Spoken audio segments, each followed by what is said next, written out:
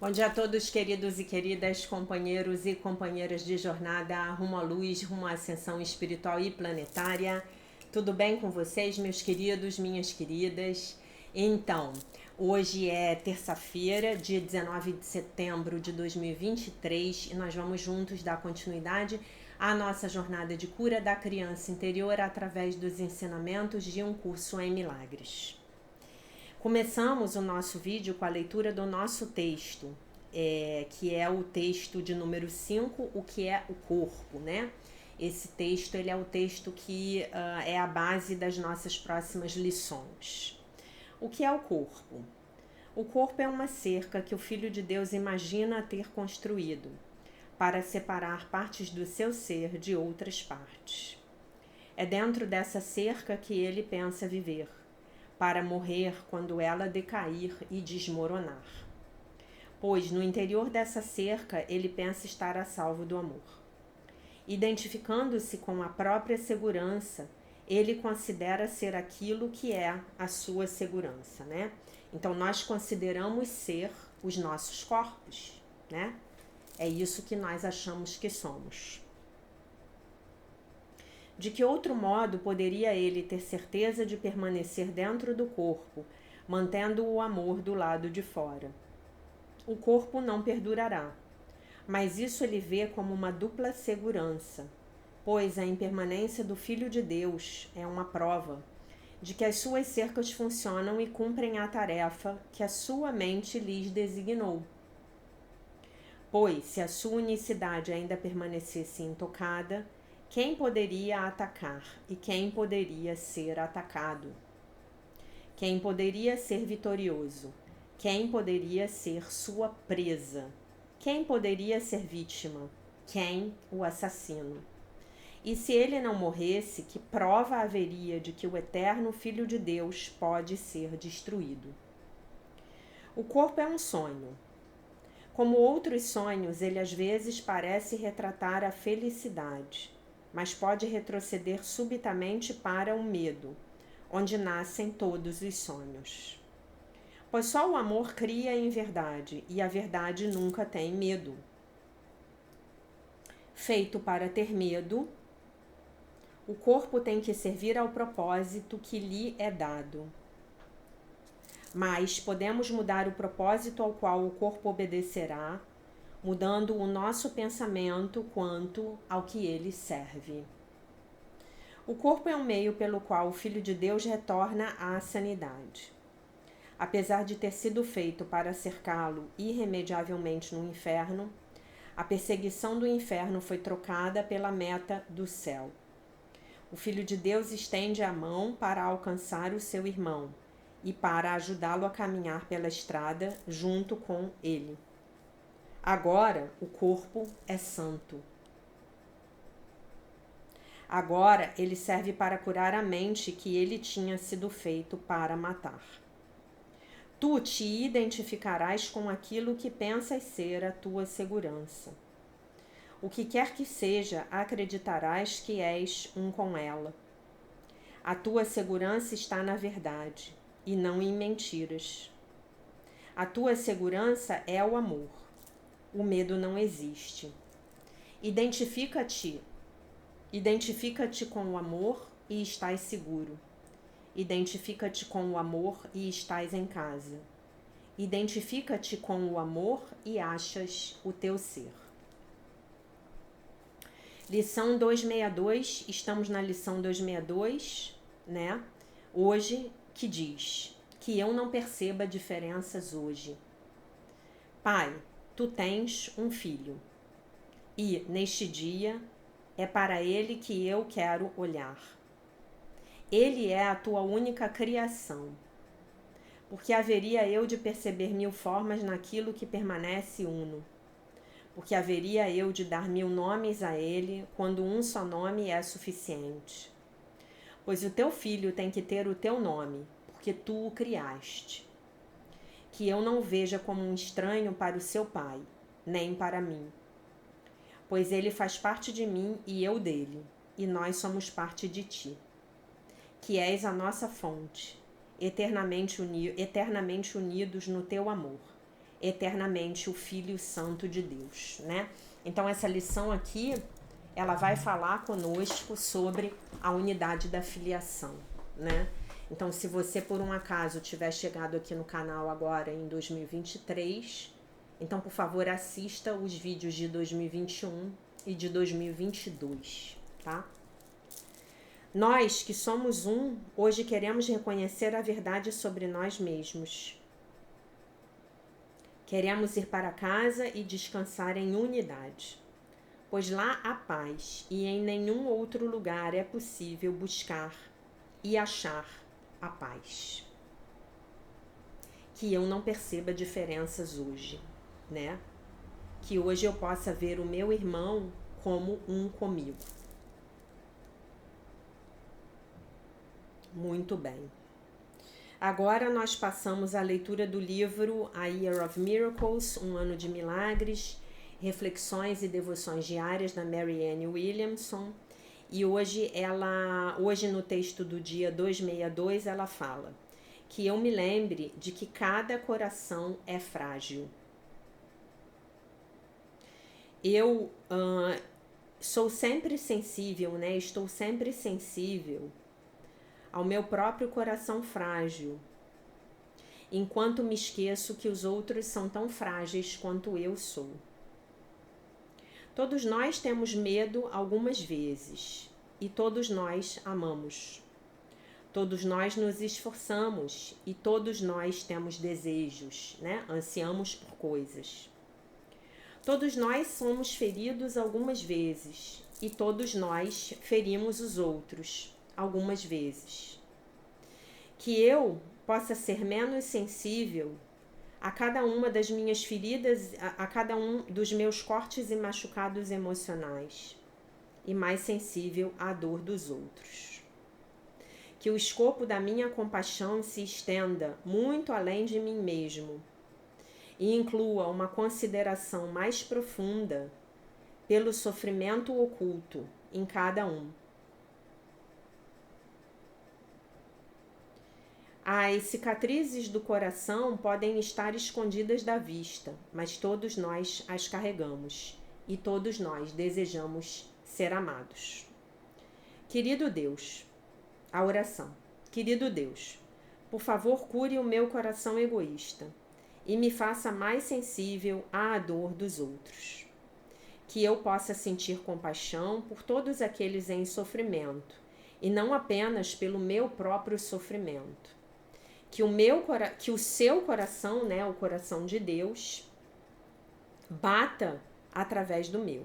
E assim é. Amém. Como é que nós vamos praticar a lição do dia que eu não perceba diferenças hoje com as nossas crianças interiores? Então, quando nós somos pequenos, né, os nossos irmãos e os nossos coleguinhas de colégio, né, eles assumem um protagonismo muito grande nas nossas vidas, né? São eles que efetivamente protagonizam os nossos primeiros conflitos entre iguais. Concordam comigo? Né? Então, se eu tenho conflitos com meu pai e com a minha mãe, eu tenho conflitos com figuras de autoridade, né?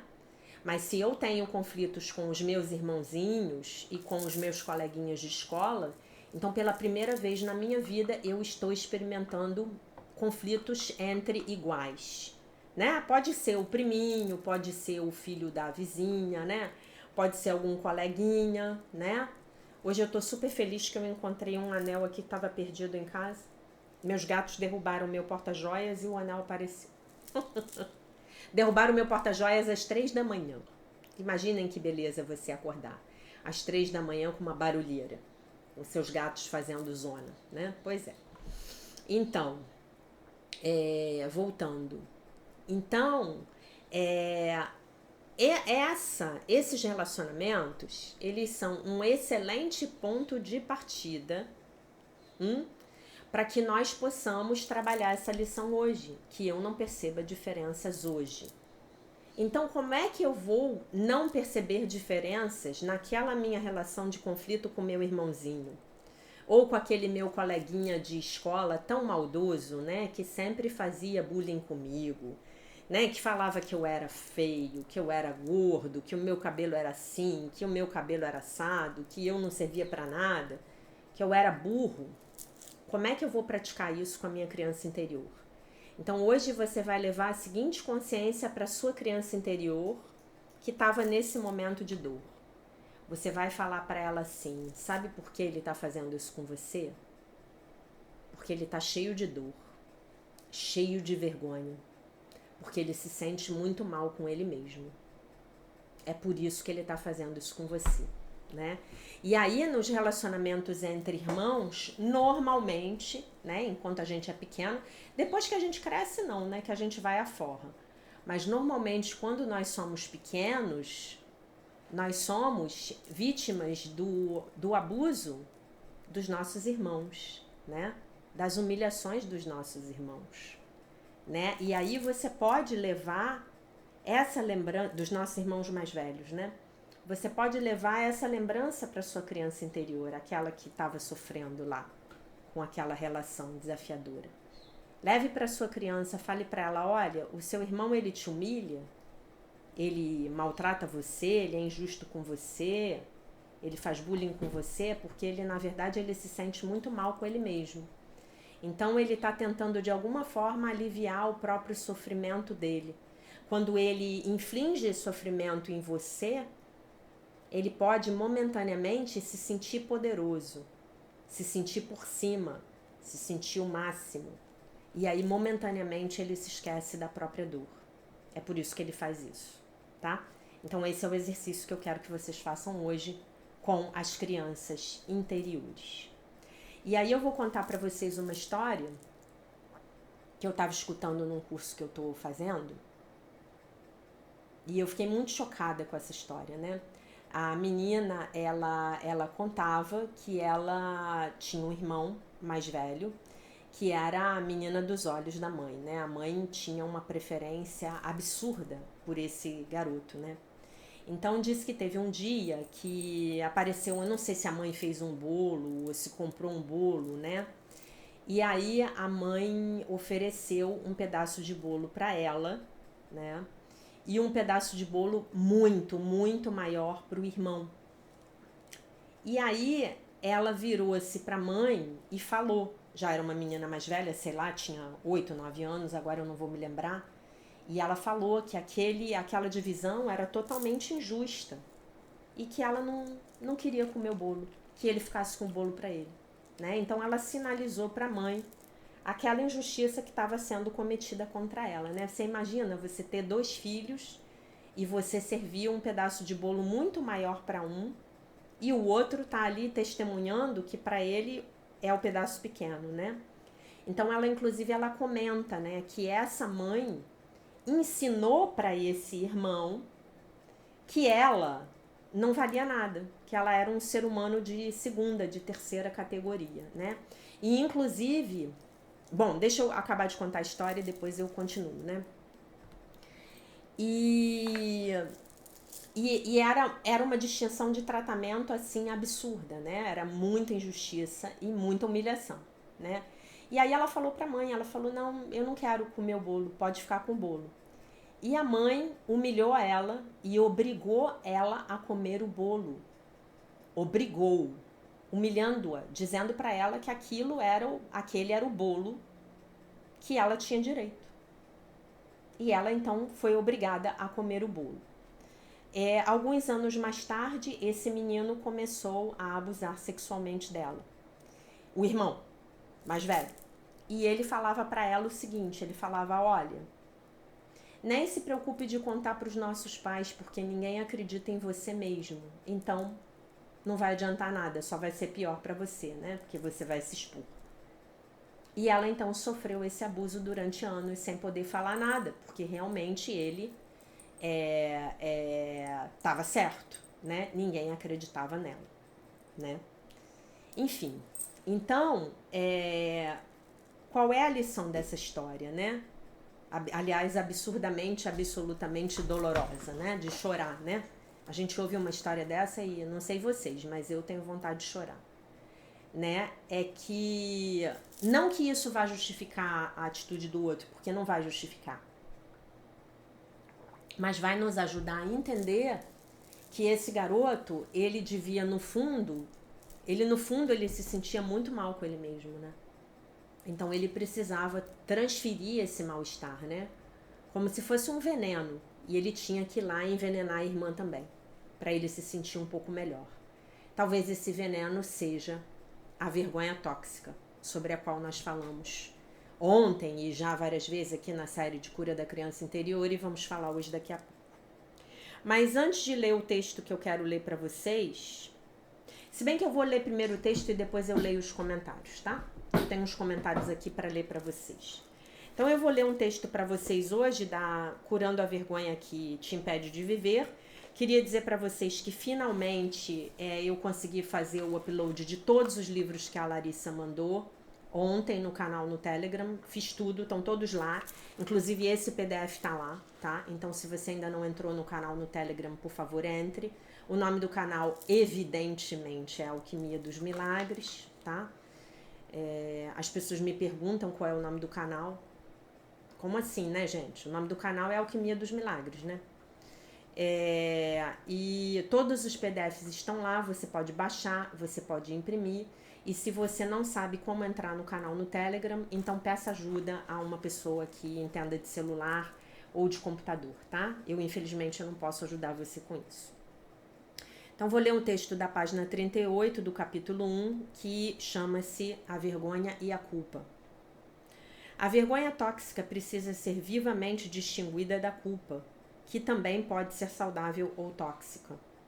A culpa saudável é o núcleo emocional da nossa consciência. É a emoção que resulta de um comportamento contrário às nossas crenças e valores. A culpa pressupõe regras internalizadas e se desenvolve depois da vergonha. De acordo com Erickson, o terceiro estágio do desenvolvimento psicológico é o equilíbrio oposto entre a iniciativa e a culpa. Este estágio tem início depois dos 3 anos de idade. A culpa é evolutivamente mais madura do que a vergonha e não se reflete diretamente sobre a nossa identidade, nem diminui o nosso senso de valor pessoal. Ela emana de um conjunto integrado de valores. Fossum e Mason escrevem o seguinte: a pessoa com culpa poderia dizer: eu me sinto muito mal ao perceber que fiz algo que violou os meus valores.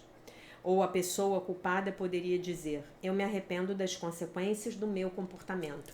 Ele está falando aqui da culpa saudável, tá? Ao fazer isso, os valores da pessoa são reafirmados. Existe a possibilidade de reparação e o aprendizado e o crescimento são promovidos, né? Inclusive, a reparação, a promoção de reparações é um dos passos dos programas de 12 passos dos Alcoólicos Anônimos, tá? Você vê onde você não foi bacana com os outros e você busca reparações, tá? Você busca fazer uma reparação de forma consciente e inteligente, tá? É claro que isso tem toda uma trajetória, tá? Não é para sair fazendo reparação por aí à la Bangu, tá? Enquanto a culpa é um sentimento doloroso de arrependimento e responsabilidade pelas próprias ações, a vergonha é um sentimento doloroso de arrependimento com relação a si mesmo como pessoa. A possibilidade de reparação parece excluída para a pessoa portadora de vergonha, porque esta é uma questão de identidade, não de uma infração de um comportamento. Não existe nada a ser aprendido com isso. E nenhum crescimento é aberto pela experiência, porque ela só confirma os sentimentos negativos da pessoa com relação a si mesma, tá? Eu vou dizer para vocês que aqui no curso, tá? Eu já falei disso para vocês há um tempinho, vou falar hoje novamente. Aqui no curso, eu vou dizer para vocês que dentro da tríade ímpia, pecado, culpa e medo, a vergonha estaria lá no pecado. Tá? Você teria a vergonha colada no pecado, tá? Esse sentimento intrínseco de que eu deixei de ser bom o bastante, tá? Então, estamos numa expressão muito primitiva do sistema de pensamento do ego. É a vergonha, tá? Ela é parte da tríade ímpia, ainda que não esteja denominada dessa forma, no meu ponto de vista. Sou eu que estou trazendo esse conceito aqui para vocês. Existe um contraste complexo entre a vergonha tóxica e a vergonha saudável, a culpa tóxica e a culpa saudável. O ponto principal é que a vergonha tóxica diz respeito a sermos imperfeitos como seres humanos. Ó o pecado, né? O ser humano, ele é um pecador por natureza. Já nascemos portadores do pecado. Concordam comigo? É isso que nós aprendemos. É exatamente isso que nós aprendemos. Que a nossa própria condição humana, ela é errônea, ela é negativa, ela é pecaminosa. E de onde vem essa ideia? Do conceito do pecado original, né? A reparação, a possibilidade de reparação parece excluída, visto que nenhuma mudança é realmente possível. Em sua essência suprema, a vergonha tóxica encerra a sensação de desesperança. Perfeito. Eu não posso fazer nada a respeito da minha condição humana, né? Eu não posso de hoje para amanhã virar um cachorro. Eu não posso de hoje para amanhã virar um gato. Eu não posso de hoje para amanhã virar um marciano. Não posso. Eu vou continuar humana até o dia em que eu deixar esse planeta, certo? Aí ele vai falar das síndromes da vergonha nos distúrbios de caráter, tá? Distúrbio de personalidade narcisista. De acordo com James Masterson, as principais características clínicas do distúrbio da personalidade narcisista são grandiosidade, extremo envolvimento consigo mesmo e falta de interesse e de empatia pelas outras pessoas, apesar dos esforços destas pessoas para obterem admiração e aprovação, tá? Então, a pessoa que é narcisista, ela tá sempre no palco. Não tem espaço para ninguém além dela. Então, são pessoas que não têm empatia nos seus relacionamentos, que não querem saber do bem-estar do outro, né? Quando você se relaciona com um narcisista, ele, na maioria das vezes, ele nem pergunta como você está. Se você liga para uma pessoa narcisista, ela começa a falar dela imediatamente. Vocês já devem ter tido uma experiência assim. E a pessoa nem pergunta, você pode falar? Tá num bom momento para você falar? Porque agora que nós estamos movidos a telefone celular, é muito, no meu ponto de vista, é muito educado a gente perguntar se a pessoa pode falar, né? Oi, porque às vezes a pessoa tá te atendendo porque ela tem medo de que seja algo importante. Então, oi, você pode falar? Não, eu não posso, eu te ligo em 5 minutos. Às vezes acontece. Quando você tá num diálogo com um narcisista, ele nem pergunta como você tá. Ele não tem interesse. Porque você não tem uma existência para ele.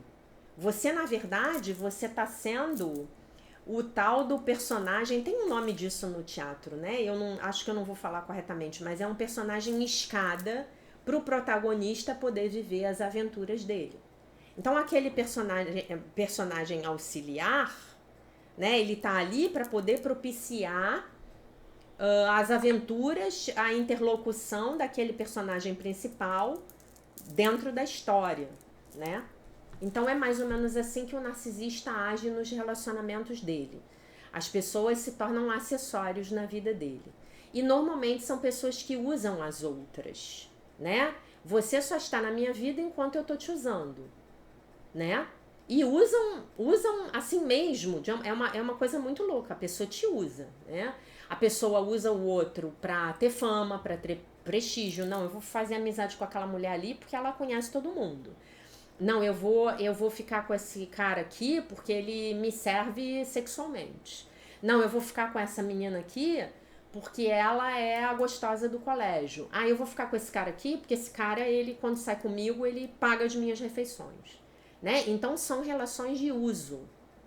O narcisista, ele não vê o outro como um indivíduo igual a ele se vê como superior. Então você tá ali perto dele, ele vai usar você. E quando você não servir mais, ele vai te descartar sem nenhum problema. É mais ou menos como você compra um suco de laranja na lojinha, você terminou de tomar o seu suco de laranja, você joga aquele copo fora. Aquele copo de plástico, ele não tem mais nenhuma utilidade para você, nada pessoal. Mas o que é que está por trás desse comportamento, dessa ilusão de grandiosidade?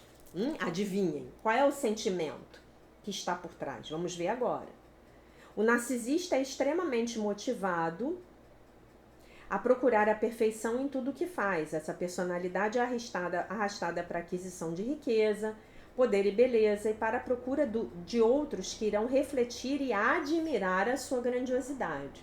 Às vezes ele fica perto de alguém, sim, porque esse alguém admira ele, né? Então dá aquela injeção de ânimo no ego dele. Essa pessoa me acha o máximo, vou ficar por aqui. Então, de alguma maneira, ele se alimenta vicariamente daquela admiração, tá? Sob essa fachada exterior, existe um vazio repleto de inveja e raiva. Vou ler de novo. Sob essa fachada exterior, existe um vazio repleto de inveja e raiva. E a essência desse vazio é a vergonha internalizada. Tá? Então, não se enganem com o narcisista. Não se enganem com o narcisista. O narcisista, ele é oco, ele só tem fachada. Sabe? Ele é um ovo, mas que na hora que você quebra não tem nada dentro. Não tem clara, não tem gema, não tem pintinho, não tem nada lá dentro. Tá bom? Então não se enganem. O narcisista, ele é muito vazio. E as pessoas narcisistas, de um modo geral, elas sugam a energia. Elas são vampiras emocionais. Elas sugam a energia de quem tá ali dando bobeira por perto, né? Então são pessoas nas quais as relações se estabelecem com base nessa coisa do uso, né? E eu lembro a vocês daquela máxima da frase, de que todo uso é abuso, né? Então, obviamente, nesse exemplo do bolo que eu contei para vocês agora, do irmão, é um irmão muito narcisista, né? Que inclusive usa a sua irmã. E para ele não importa saber que ele está causando dor ao outro ser humano, desde que ele traga algum tipo de prazer para si mesmo, que vai funcionar como um alívio dessa vergonha que está dentro dele internalizada. E por que ele tem essa vergonha se ele era o filhinho favorito, se ele era a criança de ouro daquela pessoa? Por quê? De onde isso vem? Vem daquela história que a gente falou, mas que eu vou explicar de novo de uma forma diferente. Caso você não tenha entendido, talvez agora fique mais claro. Essa criança, que é a criança de ouro, ela não é amada pelo que ela é. Ela não é amada pelo que ela é. Ela é amada pela máscara que ela assume para agradar o papai ou a mamãe. Aquele papel. Né? Lembram que a gente, quando comentou da história do Max lá, há um mês atrás, mais ou menos, a gente falou dos papéis que nós desempenhamos na família? Então, eu sou aquele filho que vai ser a menina dos olhos do meu pai ou da minha mãe. Mas isso não é amor verdadeiro. Isso é amor egóico. Na verdade, chamar de amor, né, é até errado. É uma afinidade dos egos ali. Os egos fizeram uma aliança. E o ego tá sempre buscando se sentir menos pior, né? Às vezes, na maioria das vezes, ele vai fazer isso, inclusive, às custas do mal-estar alheio. É o jogo de soma zero do ego. Para eu ganhar, você tem que perder. Para você ganhar, eu teria que perder. Você não vai ganhar, eu vou ganhar sempre. Você perde, você que se dane, eu não tô nem aí para você. É essa a lógica do sistema de pensamento do ego. Tá bom? Entenderam? Então não se enganem, aquela pessoa de ego inflado que você conhece, que diz para todo mundo que tem muita autoestima, dentro daquela pessoa existe um buraco negro, que é um vazio, né? E vocês sabem que na física, na definição da física, o buraco negro, a gravidade dentro de um buraco negro, no entorno de um buraco negro, ela é tão grande, tão grande, tão grande, que ele consegue até sugar a luz. Até a luz ele consegue engolir. E é exatamente isso que o narcisista faz com quem está em volta dele. Ele quer engolir a luz do outro. Ele quer engolir a energia do outro. Ele quer sugar o outro porque ele tá vazio por dentro, por mais que ele tente convencer a todos à volta dele de que ele é o máximo, né? Ele é tão carente de atenção e tão carente de admiração porque realmente ele no fundo, ele não acha que ele valha grande coisa, tá bom? Muito bem. Então, vamos olhar aqui as diferenças entre... Tem uma tabelinha que eu vou ler para vocês. As origens e descrição. O que é a culpa tóxica? Desenvolvimento abortivo devido à distorção do superego. Resulta do perfeccionismo. Enredamento familiar. Culpa saudável. Desenvolve-se mais tarde do que a vergonha, dos 3 aos 6 anos de idade. É o terceiro estágio psicossocial de Milton Erickson. Iniciativa versus culpa. Formadora de consciência. Vergonha tóxica. Desenvolvimento abortivo. A. Modelos com uma base de vergonha. B. Trauma do abandono.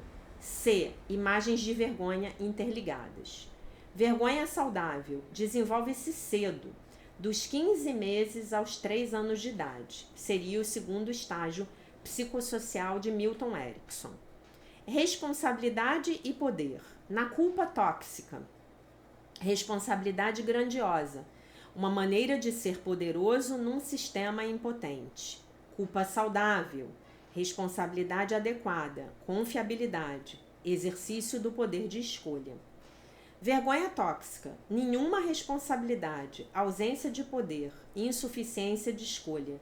Incapacidade. Vergonha saudável. Poder e responsabilidade limitados. O poder chega através do conhecimento dos limites, quando se diz preciso de ajuda. Sensação profunda. Na vergonha tóxica. Não, na culpa tóxica. Sombrio e sério. Não há lugar para os erros. Não posso cometer um erro, pois isso seria terrível.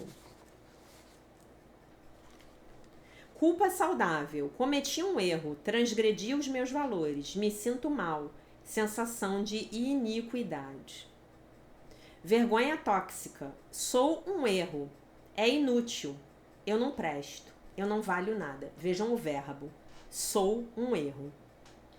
Vergonha saudável. Posso cometer erros e os cometerei. É normal e os erros podem ser corrigidos. Falha. Culpa tóxica. Falha da rigidez do papel. Falha de pensamento distorcido. A crença de que você é responsável pela vida de outra pessoa. Culpa saudável. Falha de ação a respeito de fazer. Corretiva. Vergonha tóxica. Falha em ser. A respeito de ser defeituoso e imperfeito como pessoa. Incorrigível. Vergonha saudável. Limites de ser. Falha da finitude natural. Culpa tóxica. Moralidade e bondade. Culpa tóxica. Posso ser bom se eu for perfeito. Se eu seguir todas as regras legalistas e cumprir o meu dever, o meu papel. Culpa saudável. O que eu fiz não foi bom. Sou adequado para corrigir o dano. Vergonha tóxica. Sou mau, não presto, sou inadequado, pré-moral.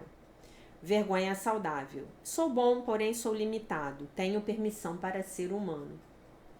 Limites. Culpa tóxica. Nenhum direito a limites, a não ser através do meu rígido papel ou desempenho. Culpa saudável. Transgredir limites morais, valores. Vergonha tóxica. Ausência de limites. Nada a meu respeito é adequado. E a vergonha saudável. Limite essencial. E, por fim, a analogia com o esporte. Culpa tóxica. Violação de uma simples regra, como estar num impedimento no futebol, com uma penalidade excessiva, como ser expulso de um jogo. Na culpa saudável, violação de um limite restritivo, como correr fora da linha em um campo de futebol. Vergonha tóxica. Violação do jogo propriamente dito, fracasso em fazer o gol, como nunca chegar perto da rede. E, por fim, a vergonha saudável. Violação das regras, infração simples, tempo excessivo. Muito bem, gente. Então ele fala aqui da diferença entre a vergonha e a culpa. A vergonha seria o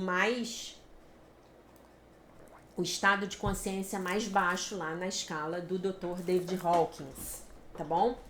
Eu vou falar aqui, mostrar isso para vocês aqui, só um minuto, tá? Isso é muito legal, tá, gente? Porque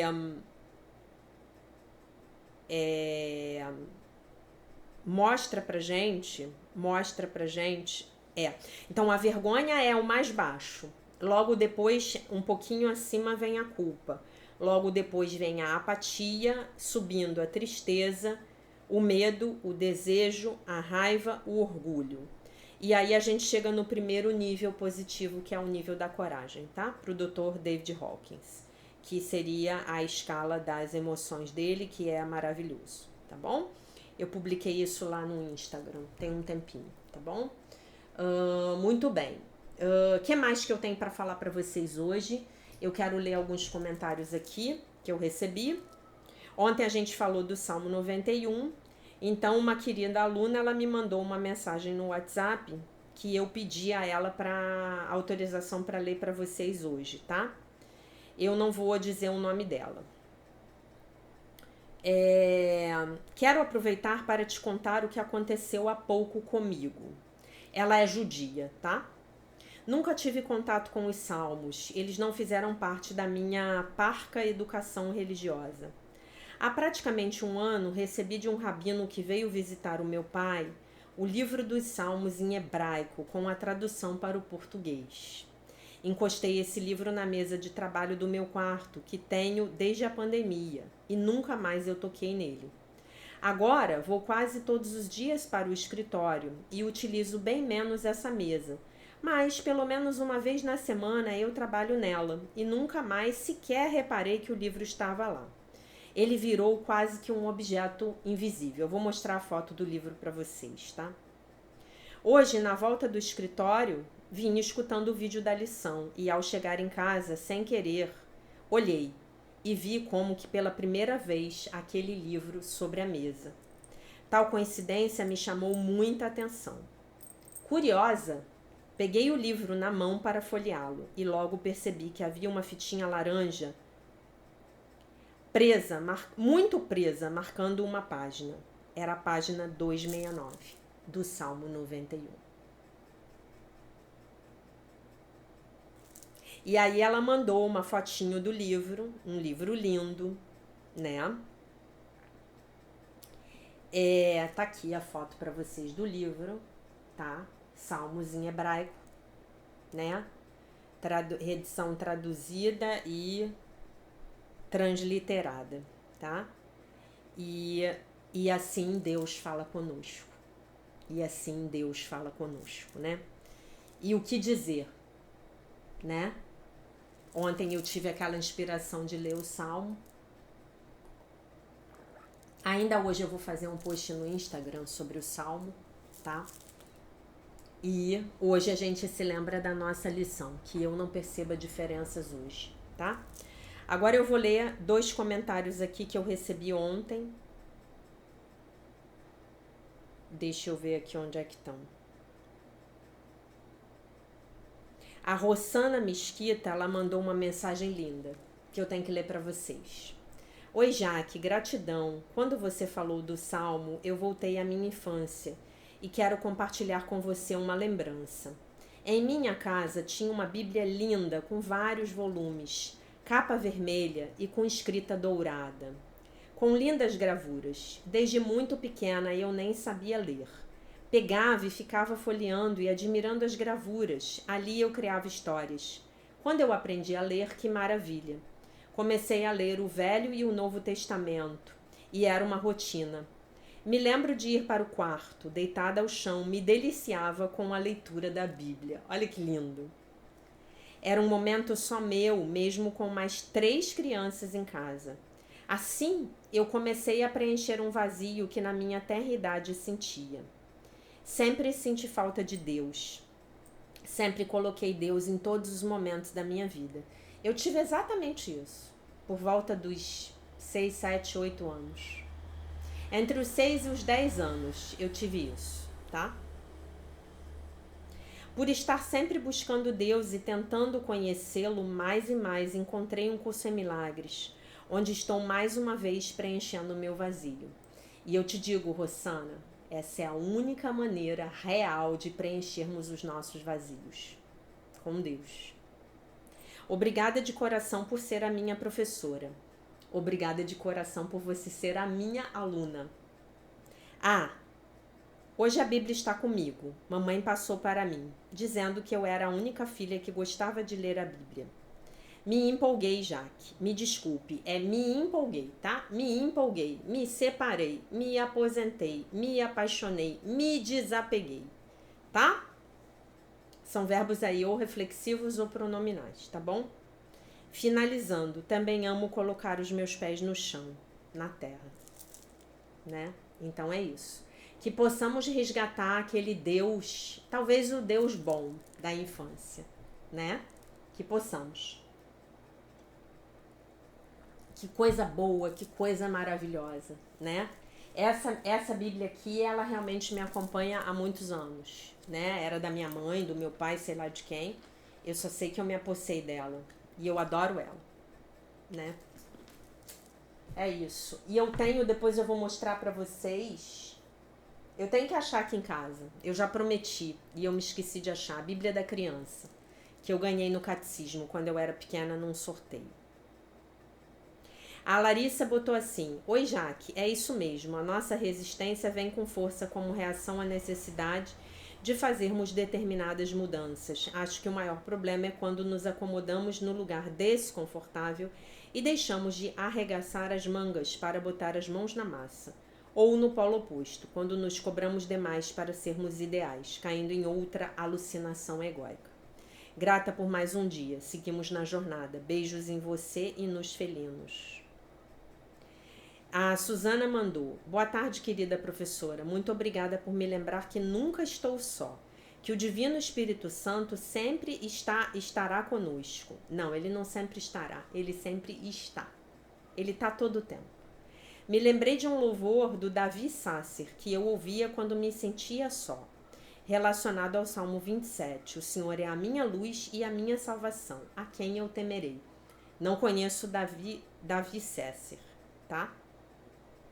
E é isso, meus queridos. É isso. Que bom que vocês estão curtindo, tá? Que bom que eu consigo diariamente aqui lembrar vocês da presença de Deus na vida de vocês. O curso tem muitas dimensões, né? O curso tem muitas dimensões. O curso tem muito para nos oferecer. Mas, no meu ponto de vista, o que Jesus quer realmente nos dar, o que Jesus, a intenção primária de Jesus, ao ditar esse livro, esse curso para Helen Schucman e Bill Thetford, era falar assim: meus queridos, vocês não estão sozinhos. Eu nunca abandonei vocês e eu nunca vou abandoná-los. Né? Então me tragam para o dia a dia de vocês. Por isso nós temos 365 lições para fazermos em um ano. Para que nós possamos nos lembrar diariamente de que Deus está conosco. E quando nós nos lembramos de pedir a Ele que corrija as nossas mentes, né? E um bom pedido de correção hoje é: meu Divino Espírito Santo, que você corrija a minha mente para que eu possa me ver um com os meus irmãos. Por mais desafiador que isso seja, né? Porque muitas vezes é muito desafiador, né? Então é isso, meus queridos, que nós hoje não percebamos diferenças e que nós hoje possamos abrir o nosso coração para sentirmos a compaixão por aqueles que lá na nossa infância, né, fazendo parte aí dessa filiação una, porque a gente não tem muito como, naquele momento não teríamos como ver pai e mãe, né, dentro dessa perspectiva, mas que nós possamos entender que daquela atitude ali, ela brotou de muita dor, né? Infelizmente, às vezes, aquelas pessoas, elas que nos maltrataram nas nossas infâncias, elas hoje, na idade adulta, continuam vibrando no mesmo nível de consciência. E aí a gente não precisa se obrigar a ficar perto delas. Mas nós podemos sim abrir o nosso coração para podermos sentir compaixão por elas, tá bom? Então, meus queridos, era essa mensagem que eu tinha para vocês pro dia de hoje, tá bom? Eu deixo vocês com a paz de nosso Senhor Jesus Cristo, com um beijo imenso. E se Deus quiser, nós nos vemos novamente amanhã. E se abram, né, para essas sincronicidades maravilhosas que nem aconteceu com a nossa querida, que abriu o livro e estava abriu na página do Salmo 91, tá? Maravilhoso, me emocionou profundamente. Um beijo, até amanhã.